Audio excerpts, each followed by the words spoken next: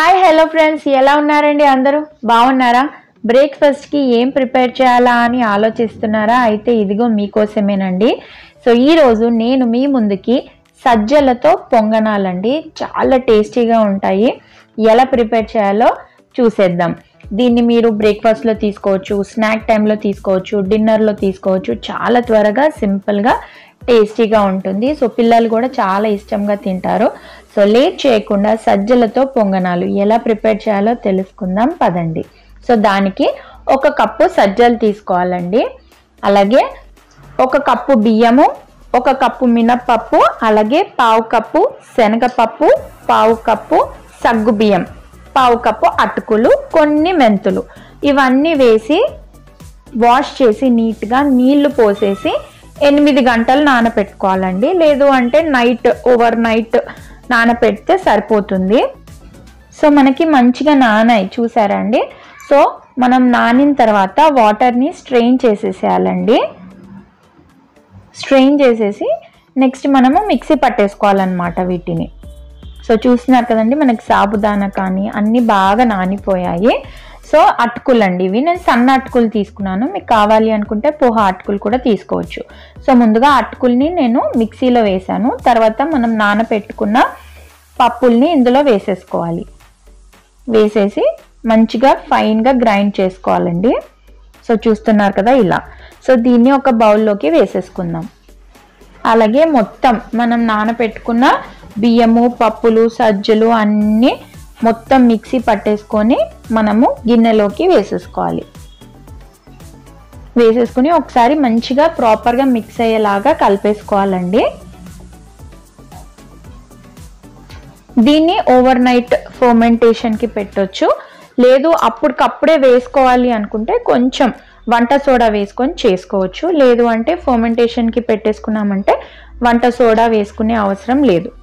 మీరు ఎంత quantity prepare చేయాలనుకుంటున్నారో అంత క్వాంటిటీ తీసుకొని అందులో సన్నగా కట్ చేసి పెట్టుకున్న 1 ఉల్లిపాయ వేయండి. అలాగే క్యారెట్ తురిమేసి వేస్తే బాగుంటుంది. చిన్న చిన్న ముక్కల కన్నా తురిమింది టేస్ట్ బాగుంటుంది. అలాగే తగినంత ఉప్పు వేసేసి, నేను ఇక్కడ అప్పుడే రుబ్బి వేస్తున్నాను కాబట్టి వంట సోడా వేసాను.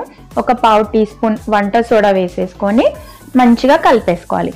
మీరు ఒకవేళ ఫర్మెంటేషన్ అయిన తర్వాత చేస్తే వంట సోడా వేయాల్సిన అవసరం లేదండి. సో నెక్స్ట్ చిన్న తాలింపు ఇందులో మనం వేయాలి. సో తాలింపు గిన్నె పెట్టేసుకొని ఒక్క టీ స్పూన్ అంత ఆయిల్ వేసేసి వేడెక్కిన తర్వాత అందులో ఆవాలు, జీలకర్ర, అలాగే సన్నగా కట్ చేసిన పచ్చిమిర్చి యాడ్ చేసి మంచిగా వేగాలండి. మీకు కావాలి అనుకుంటే సన్నగా తురిమిన అల్లం కూడా వేసుకోవచ్చు. సో అలాగే కొద్దిగా పసుపు వేసేసి ఇంకా మనం స్టవ్ ఆఫ్ చేసేసుకోవచ్చు అండి. సో మనకి తాలింపు మంచిగా వేగింది కదండి. అల్లం ఫ్లేవర్ ఇష్టపడే వాళ్ళు సన్నగా కట్ చేసి వేసేసుకోండి. సో దీన్ని మనము ప్రిపేర్ చేసుకున్న పొంగనాల బ్యాటర్లోకి వేసేసుకోవాలి. వేసుకొని మంచిగా మిక్స్ చేసుకోవాలండి. ఇందులో మనం తురిమిన క్యారెట్ వేసాము, ఆనియన్ వేసాము. సో మనకి మంచి ఫైబర్ అందుతుంది, ప్రోటీన్స్ అందుతాయి, అలాగే కార్బ్స్. సో అన్ని కంప్లీట్ మీల్ అండి ఇది.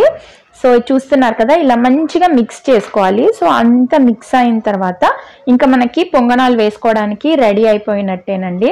సో పొంగనాల ప్యాన్ వేడి చేసేసుకొని అందులో 1 చుక్క నెయ్యి కానీ నూనె మీ ఇష్టము.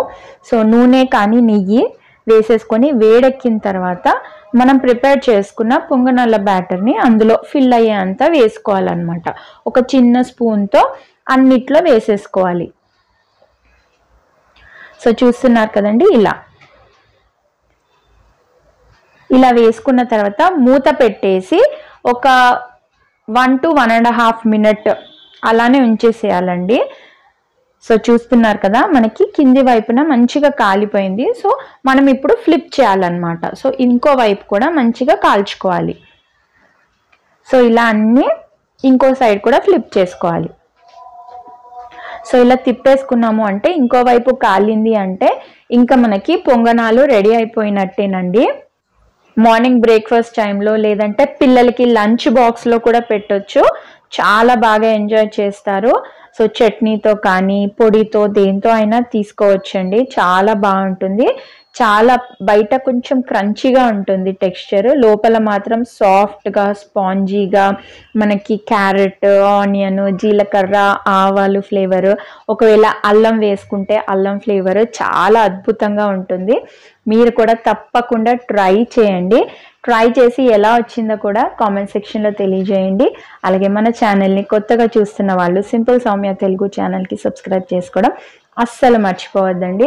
మళ్ళీ మంచి వీడియోస్తో మళ్ళీ మీ ముందుకు వస్తాను. Thank you for watching.